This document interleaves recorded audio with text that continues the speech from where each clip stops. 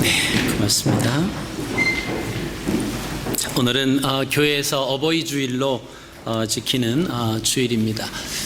우리가 매년마다 반복되는 이런 절기를 지키다가 보면은 때로는 무감각해질 수도 있습니다. 또 바쁘게 살다 보면은 잠시 잊을 수도 있고요. 우리가 2015년 어버이 주일을 맞이해서 부모님들이 우리에게 베풀어 주신 그 사랑과 또 하나님 아버지께서 우리에게 베풀어 주신 사랑을 다시 한번 기억하는 귀한 시간이 되었으면 합니다. 우리가 사랑은 무언가요? 라고 하는 질문을 했을 때 너무나 쉬운 질문이면서도 사실은 쉽지가 않습니다. 아마 우리 문화에서 입력된 이 사랑에 대한 이해와 성경에서 말하는 사랑이라고 하는 그런 단어는 어떤 많은 차이가 있게 됩니다. 며칠 전에 그 머리를 깎으러 미용실에 갔는데 거기서 초등학교 몇 학년이 사랑을 한다는 거예요. 그래서 학교에 가서 그 친구와 꼭 손을 붙잡고 다닌다는 거예요.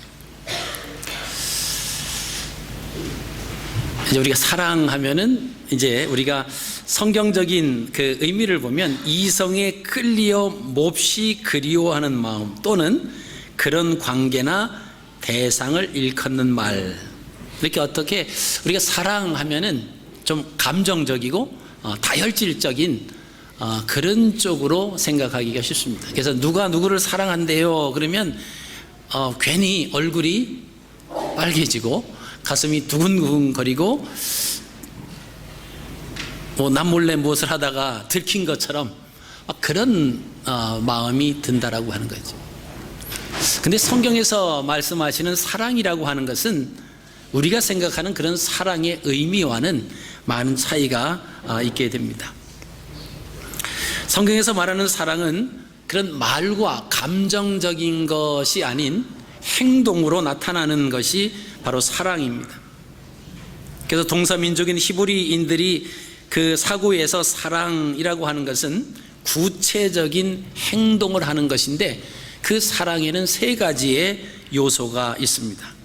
그래서 이 히브리 사람들은 사랑한다 라고 하는 그 단어에는 세 가지 요소가 있다라고 하는 것을 먼저 생각한다라고 하는 것입니다. 그 세 가지 요소가 뭐냐면 순종과 섬김과 희생입니다. 한번 따라해 보실까요? 순종, 섬김, 희생. 이게 사랑이에요. 그래서 사랑을 받는다라고 하는 단어보다는 사랑을 한다라고 하는 단어가 올바른 표현이다라고 하는 것입니다. 우리가 서로 인사를 하실 때 그 가사를 보면은 당신은 사랑받기 위해 태어난 사람, 이렇게 그 가사가 되어 있습니다. 그래서 제가 언제부터 그 가사를 제가 부르면서 바꿔 부릅니다. 당신은 사랑하기 위해 태어난 사람. 사랑받기 위해 태어났다라고 하는 것은 이기적인 거예요. 뭔가 다른 사람이 내게 베풀어주고 내게 주는 것을 그래서 나는 수요하고 받아야만 하는 것이 사랑이다, 이런 생각을 하니까 사랑은 받는 거다, 그렇게 생각을 합니다. 그래서 성경적인 의미는 사랑은 주는 거예요. 그게 바로 여기 세 가지 순종과 섬김과 희생의 그 수고의 모습이 바로 사랑이다라고 하는 것입니다. 그래서 우리가 앞으로 당신은 사랑받기 위해 태어난 사람 이렇게 노래하기보다는 당신은 사랑하기 위해 태어난 사람, 이렇게 아마 가사를 좀 바꿔서 우리가 불러야 이게 성경적인 올바른 의미다, 이렇게 볼 수가 있습니다. 자, 오늘 본문에 등장하는 아브라함과 이삭의 삶이 사랑의 수고였다라고 하는 것입니다. 하나님께서 아브라함에게 첫 번째 순종의 테스트를 하십니다. 그것이 창세기 12장 1절입니다. 너의 본토 친척 아비 집을 떠나 내가 내게 지시할 땅으로 가라. 이것이 하나님께서 아브라함에게 첫 번째 순종을 테스트하신 겁니다. 그다음에 두 번째, 하나님께서 또 아브라함에게 그 순종의 테스트를 하시는데 그 말씀이 오늘 본문 말씀입니다. 창세기 22장에 나와 있습니다. 22장 2절인데요. 여호와께서 가라사대 내 아들 내 사랑하는 독자 이삭을 데리고 모리아 땅으로 가서 내가 내게 지시하는 한 산 거기서 그를 번제로 드리라. 그러니까 순종의 테스트는 결국 사랑의 테스트다, 이렇게 볼 수가 있습니다. 하나님께서 아브라함에게 순종을 요구하시는 것이 크게 두 가지로 요약을 할 수 있습니다. 그것은 사람과 땅입니다. 처음 창세기 12장 1절에서도 그리고 창세기 22장 2절에서도 동일합니다. 처음 순종을 요구하신 창세기 12장 1절 말씀을 보시면 사람을 떠나고 땅을 떠나가기를 요구하시는 순종 테스트입니다. 오늘 본문 말씀에도 보면은 사람과 땅이지. 첫째가 아들 독자 이삭, 그리고 모리아 땅으로 가라. 내가 내게 지시하는 한 산 거기서 그를 번제로 드려라. 히브리의 그 사람들의 어떤 문장 구조를 보면은 반복되는 것이 있습니다. 세 번 반복되는 그런 것을 가리켜서 삼중 구조다, 이렇게 표현을 하는데요. 그 같은 의미로 단어가 세 번, 똑같은 의미인데 다른 단어로 이렇게 세 번 반복이 되면은 히브리 사람들은 그 세 단어 중에서 가운데 나오는 단어가 가장 말하려고 하는 핵심이다라고 하는 것을 알고 있습니다. 그래서 오늘 여기 본문에도 나오는 그 말씀을 보시면은 우리가 가운데에 있는, 그죠? 내 아들과 독자와 이삭 다 같은 한 사람을 지칭하는 겁니다. 아들이고 독자고 이삭이고. 근데 여기서 말하는 것은 독자를 바쳐라 라고 하는 것입니다. 독자라고 하는 것은 자기 삶에 있어서 가장 소중한 것, 자기에게 있어서 보물 1호로 할 수 있는 것이 바로 독자라고 하는 그런 의미입니다. 그리고 하나님이 원하시는 장소는 모리아 땅 내가 내게 지시하는 한 산, 그리고 그를 번제로 드리는 그곳 중에서 가운데 나오는 내가 내게 지시하는 한 산. 아무 데서나 독자를 드리는 것이 아니라 독자를 드리는데 내가 내게 지시하는 한 산 거기에서 드려라 라고 하는 그 말씀입니다. 가장 소중한 것, 아브라함에게 있어서 보물 1호를 하나님이 점 찍어 두신 그곳에서 순종과 섬김과 희생이 요구되는 그곳에서 드려라 라고 하는 것입니다. 이것은 하나님께서 모든 것을 지금 보고 듣고 알고 계시는 하나님을 만나는 장소가 바로 하나님이 지금 그곳에서 그 독자를 드리라고 하는 그곳에서 하나님이 만나신다라고 하는 것입니다. 자, 하나님을 인격적으로 대하는 사람은 그 삶에 대한 이 절제가 필요합니다. 이유는 하나님이 항상 보고 계세요. 그리고 하나님이 항상 듣고 계시고 하나님이 모든 것을 다 아시고 계신다라고 하는 그 단어를 기억하고 있기 때문에 그렇습니다. 이런 생각을 하고 사는 사람들의 삶은 변화가 일어날 수밖에 없죠. 하나님을 의식하지 않고 살아갔을 때 하나님이 지금 듣고 계시는지 보고 계시는지 알고 계시는지 모르는 그런 가운데서 살아가는 삶의 모습과 하나님이 지금 모든 것을 보고 듣고 아시고 계신다, 내가 하나님 앞에서 사사기 말씀을 표현하면 하나님 목전에서 또는 코람데오 하나님 앞에서 우리가 살아가고 있다라고 하는 것을 의식하면서 살아가는 사람과의 삶은 엄연한 차이가 있다라고 하는 것입니다. 그래서 이런 현상을 신앙의 성숙이다, 믿음이 자라난다라고 하는 그런 말씀을 사용합니다. 오늘 하나님에 대한 아브라함의 사랑 세 가지를 오늘 살펴보겠습니다. 첫 번째가 뭐냐면 순종의 모습으로 나타났다라고 하는 것입니다. 아브라함이 하나님을 사랑하는데 그 아브라함의 사랑이 순종의 모습으로 나타났다. 그래서 아브라함은 하나님의 말씀에 순종하는 삶을 선택을 합니다. 이는 하나님 아버지에 대한 사랑인 것입니다. 아브라함은 이삭에게 번제나무를 지고 가게 하였습니다. 그리고 이삭이 지고 가는 나무는 이삭이 번제로 드려질 때 사용되어질 나무입니다. 6절 말씀을 보시면 아브라함이 이에 번제나무를 가져다가 그의 아들 이삭에게 지우고 자기는 불과 칼을 손에 들고 두 사람이 동행하더니. 자, 여기서 이삭이 번제에 쓸 그 나무를 지고 가는 그 모습은 바로 예수님께서 당신이 못 박히실 십자가를 지고 지금 골고다 언덕을 올라가시는 것과 똑같은 것입니다. 주님께서 마태복음 16장 24절에 이렇게 말씀하십니다. 아무든지 나를 따라오려거든 자기를 부인하고 자기 십자가를 지고 나를 따르라 하고 말씀을 하십니다. 사랑하는 아들 이삭이 번제로 바쳐질 때 사용될 나무를, 그 나무를 아들이 지고 가는 그 모습을 바라보는 아브라함, 그 아버지의 심정은 어떠했을까요? 아마 속이 다 들어갔을 것입니다. 이는 하나님을 더 사랑하면서 비록된 순종이다라고 하는 것입니다. 아브라함과 이삭의 경우를 보면서 우리가 생각나는 것이 있습니다. 죄 없는 예수님이 못 박히실 그 십자가를 지고 가는 모습, 하나님께서 바라보시죠. 그리고 십자가에 못 박혀서 주님께서 거기서 하나님을 향해서 부르짖으십니다.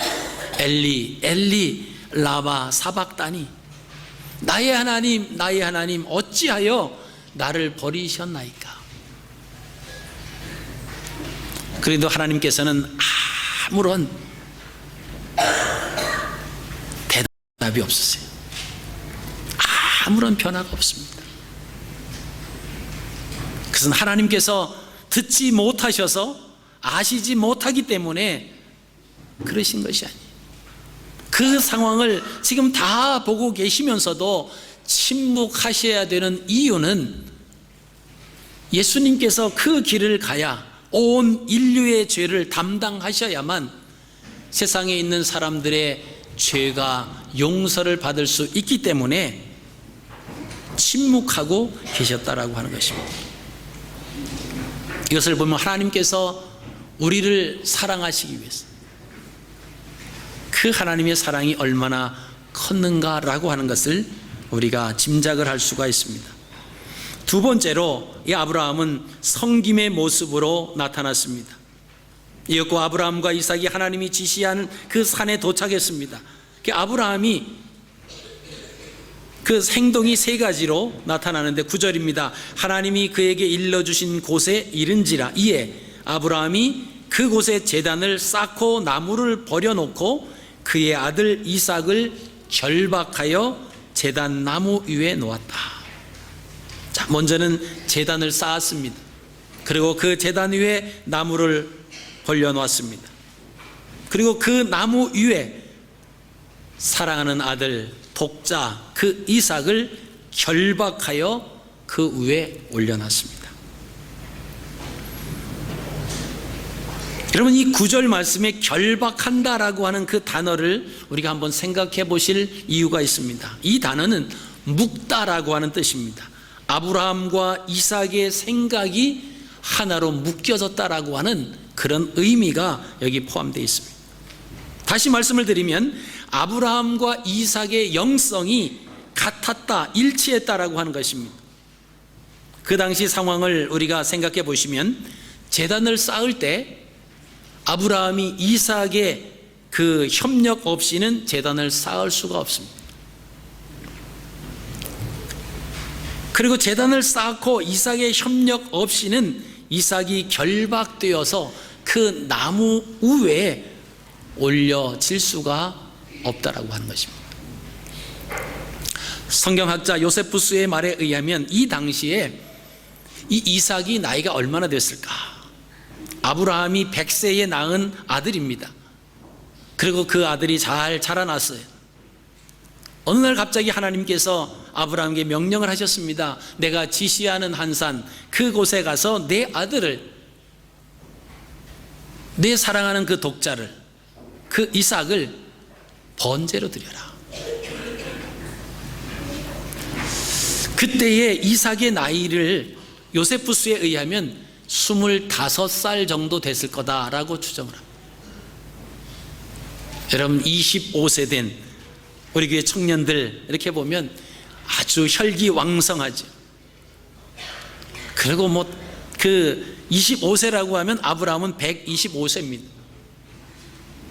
그럼 아버지가 그런 말 하면 얼마든지 뿌리치고 도망갈 수도 있고 힘으로 아버지를 억압할 수도 있는 그런 나이다라고 하는 것입니다. 그런데 결박했다라고 하는 것은 아브라함과 이삭의 영성이, 하나님을 향한 그 마음이 일치했다라고 하는 거예요. 아버지의 이야기를 듣고 동조했다, 협조했다라고 하는 의미가 포함되어 있습니다. 자, 그리고 10절에 손을 내밀어 칼을 잡고 그 아들을 잡으려 하니, 자, 잡으려 했다라고 하는 단어는 우리가 이해하는 것처럼 이제 마음 먹고 이제 잡아야 되겠다, 죽여야 되겠다라고 하는 그런 단계가 아닙니다. 이미 행동으로 옮겨지고 있는 상태를 나타내는 것입니다. 칼을 치켜 들었습니다.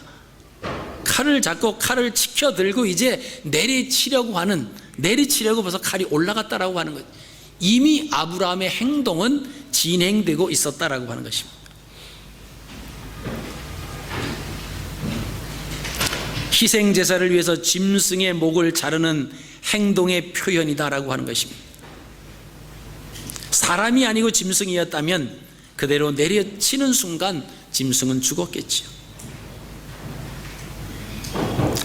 다시 말씀을 드리면 이삭은 아직 죽지는 않았지만 그 상황을 보면 이미 죽은 거와 마찬가지다라고 하는 것입니다. 이미 하나님께서는 아브라함이 이삭을 결박해서 그 나무 위에 올려놓고 칼을 잡고 치켜 들었다라고 하는 것은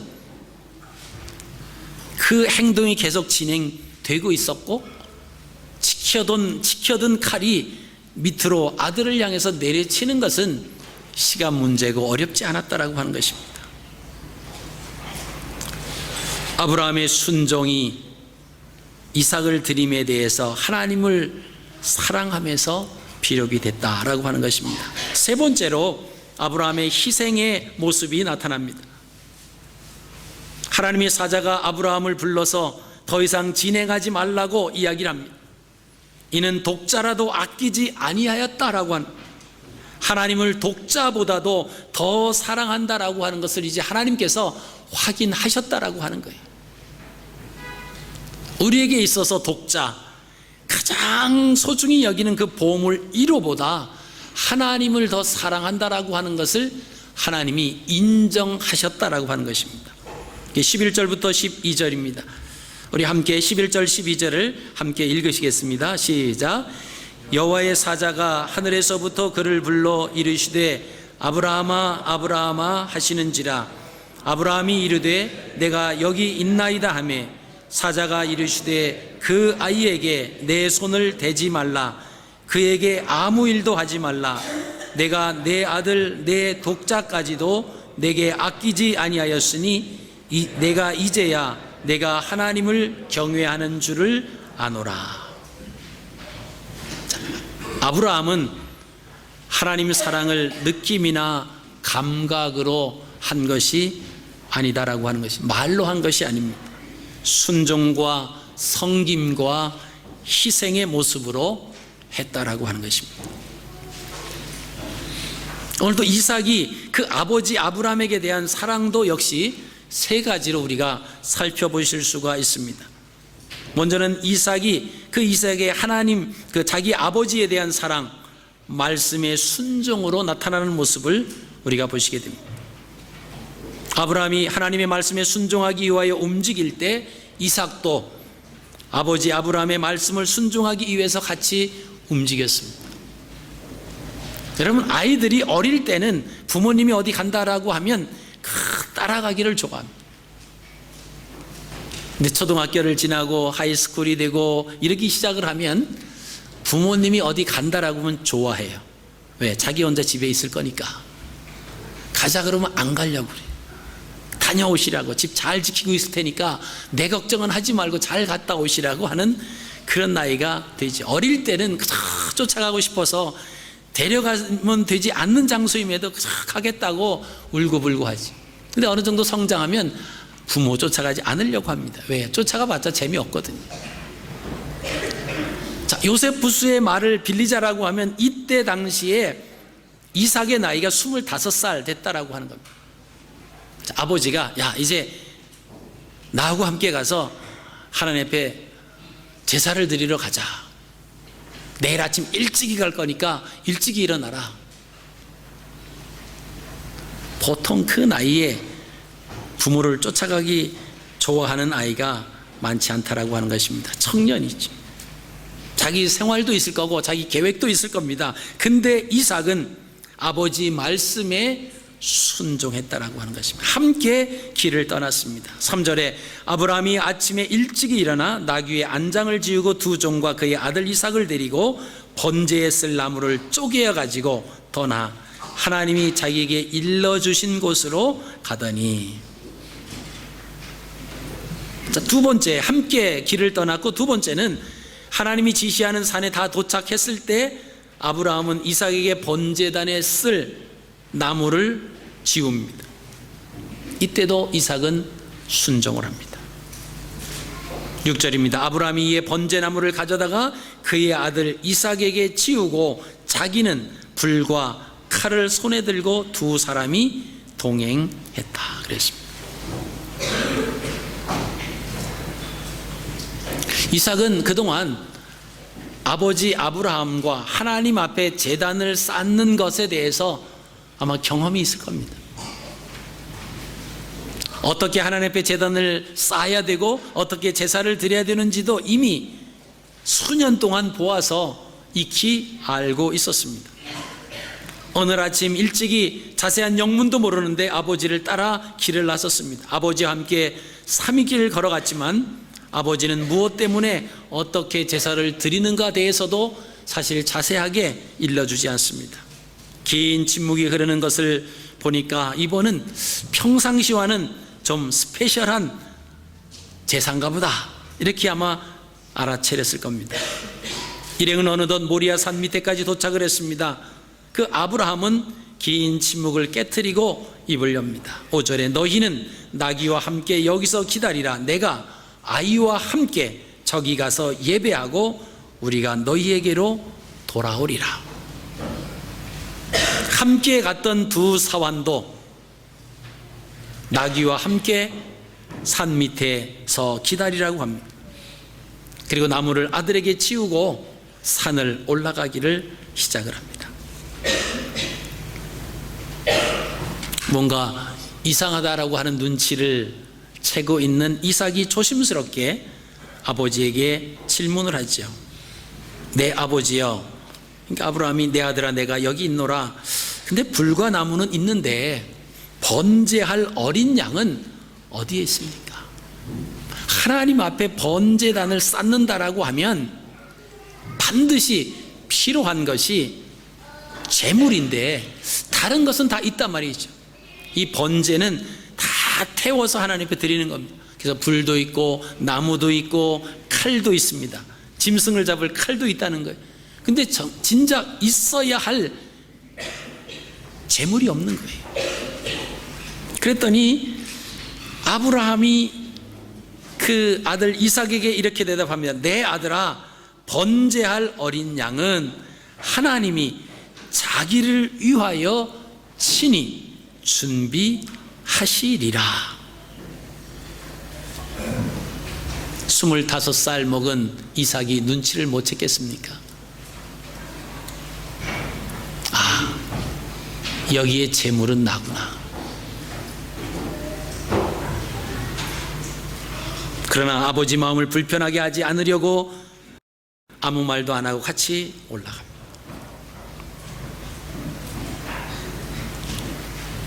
이게 순종이에요.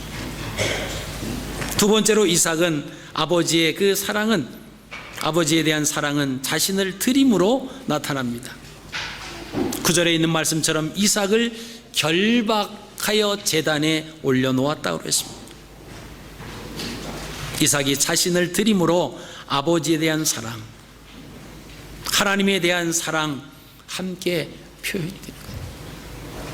그리고 이삭이 세 번째로 그 사랑은 자신을 희생합니다. 10절에 손을 내밀어 칼을 잡고 그 아들을 잡으려 했다 그랬습니다.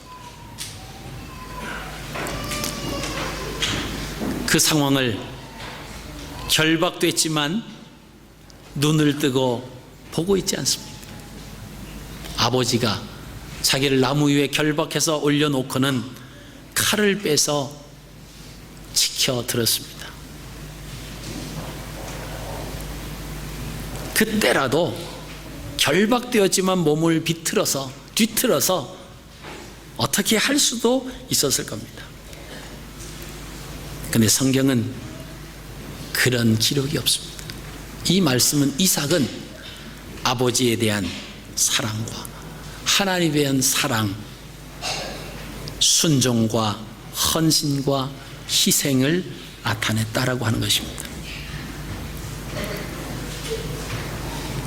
하나님을 사랑한 아브라함과 이삭의 삶은 결국 그 산에서 하나님의 무엇을 만나냐라고 하면 모든 필요한 것을 다 준비해 주시는 하나님을 경험하게 됩니다. 13절에 아브라함이 눈을 들어 살펴본즉 한 수장이 뒤에 있는데 뿔이 수풀에 걸려 있는지라.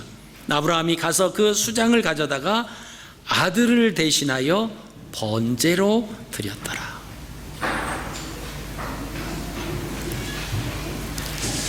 하나님에 대한 순종과 섬김과 희생이 아브라함에게 없었다라고 하면, 아버지에 대한 순종과 섬김과 희생이 이삭에게 없었다라고 하면, 하나님의 역사하심, 하나님이 당신을 위하여 친히 준비하신다라고 하는, 하나님이 그 산에서 예비하셨다라고 하는 여호와 이레라고 하는 하나님을 인격적으로 만나는 그 일은 경험하지 못했을 겁니다. 아브라함은 그 당시에 하나님께서는 사람을 제물로 드리는 인신제를 원하지 않으신다라고 하는 것도 알고 있었을 겁니다. 몰렉 신을 섬기는 사람들은 자기의 자녀들을 불 가운데로 집어넣어서 자기 자녀들을 희생하면서 그들의 신을 섬겼습니다.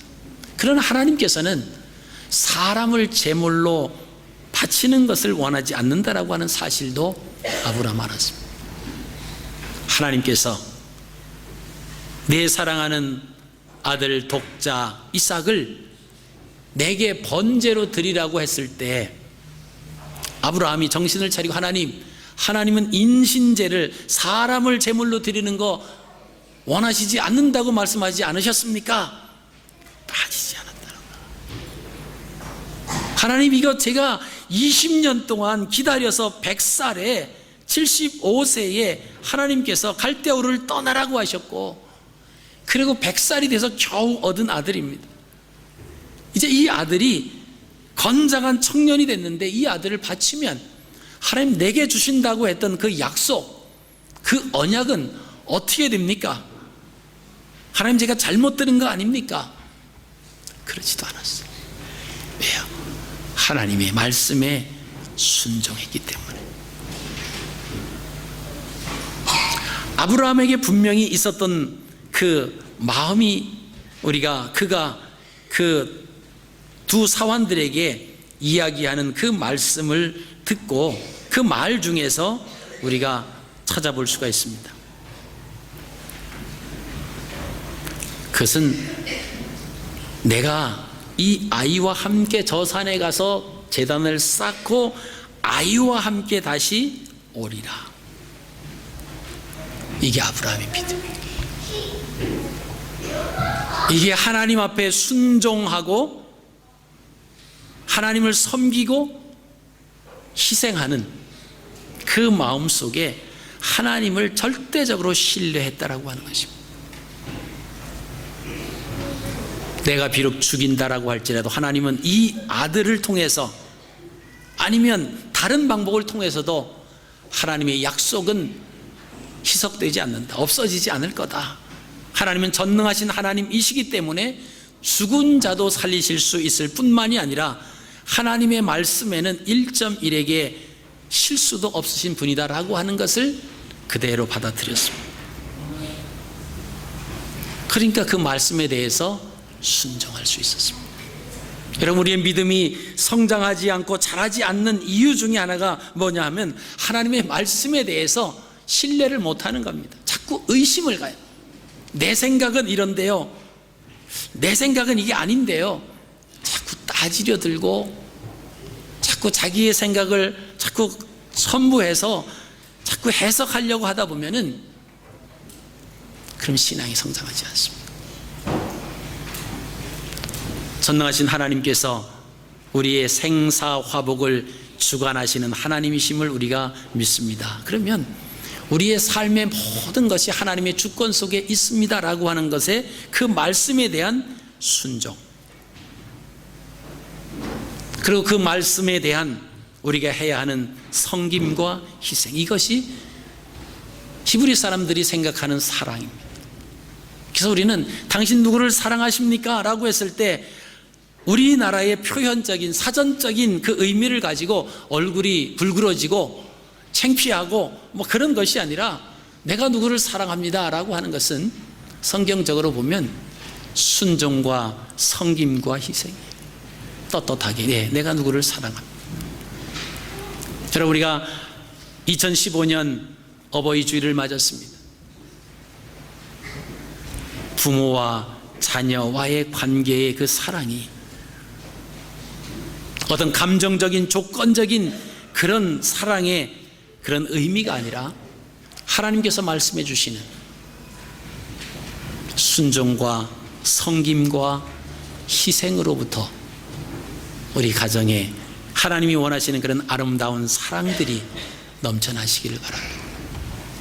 부부 사이에서도 서로 받기보다는 서로 순종하는, 그리고 서로 섬기는 겁니다. 그리고 희생하는 거예요. 자기를 포기하고 희생하는 거예요. 그래서 2015년 우리 가정의 달을 맞아서 우리 갈릴리 교회 공동체에 있는 온 가정들이 하나님이 원하시는 사랑으로 하나 되시기를 원합니다. 그리고 갈릴리 공동체가 이 하나님이 원하시는 그 사랑으로 하나가 되시기를 원합니다. 그래서 정말 사랑하는 삶, 순종과 섬김과 희생이 넘쳐나는 아름다운 공동체가 되시기를 주의 이름으로 축복합니다.